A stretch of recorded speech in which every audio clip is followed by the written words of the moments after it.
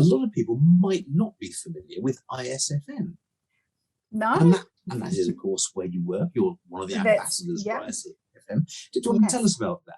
Sure. Yeah. So Isfm is interesting. So it's the International Society of Feline Medicine, and we are part of a wider charity. So we're part of International Cat Care, which, when we sort of describe who we are as a charity, essentially we're an educational charity about cats. And then the Isfm side of it is the veterinary education side of things. So we run a veterinary membership society and offer hopefully everything the vet needs to know about cats if they're a member.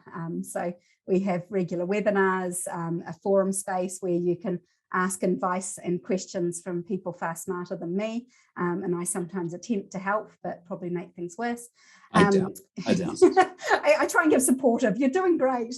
And now Sam's going to say something really smart. But yeah, we have that. We've started post-lockdown, given how familiar we've all become with Zoom. We run a clinical club each month as well, which is really fun. We get some of our members presenting a case and just have a lot of general discussion. People can ask questions. So it's quite nice. We sort of choose a topic each month and just have quite a good chat really about it. So they're going well. And then we have our fabulous journal, the Journal of Feline Medicine and Surgery. And absolutely brilliant. A must for everyone to read. A must for everyone that needs to know about cats. And the exciting news, which I can kind of announce now because we're in that process, is we're actually converting it into an open access journal next year. So all vets all around the world will be able to access articles going forward, but also the back catalogue will also become free to view as well. So fantastic. Yeah.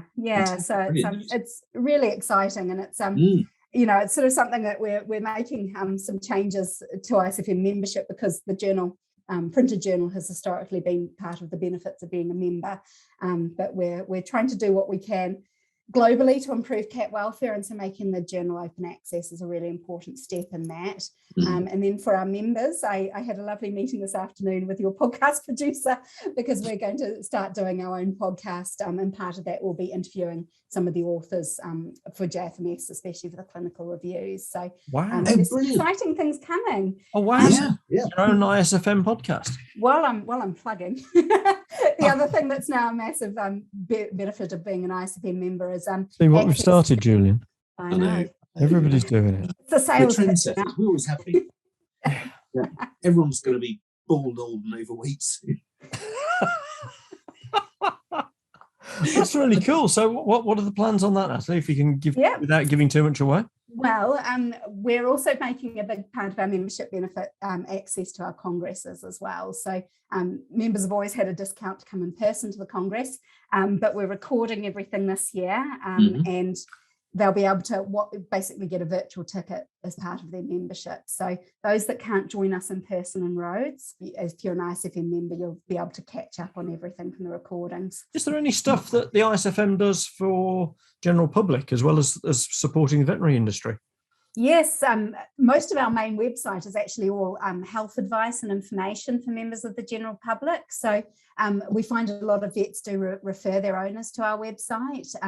Our most popular term, though, is I'm thinking about getting a cat. So that's one of our pages that kind of pops up the most. And so within that, there's some really good general advice, things to consider about getting a cat. And we've also worked with some of the other charities in the UK to create something called the Kitten Checklist, which is kind of a good thing to sort of work through, regardless of where you're going to get your cat, whether you're going to a shelter, to a breeder, or you're purchasing it through someone local that just has a litter of kittens. It just gives you a really good run through of all of the sort of sensible questions you need to ask to just make sure you're getting a happy, healthy kitten, really. Are there any tips there on how to kidnap one of the local cats?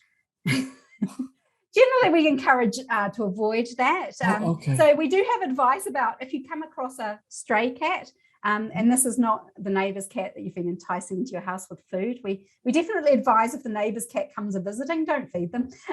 Otherwise, you'll end up with another cat. But yeah, there is advice about what to do when you've found a strange cat, which generally is take them to the vets and check to see if they're microchipped and try and find their owner. And then if they don't have a microchip, Paper collars are really a good idea. Pop a paper collar on them with your details, and then probably the cat will go back to his owner and you'll get a phone call to say it's all fine.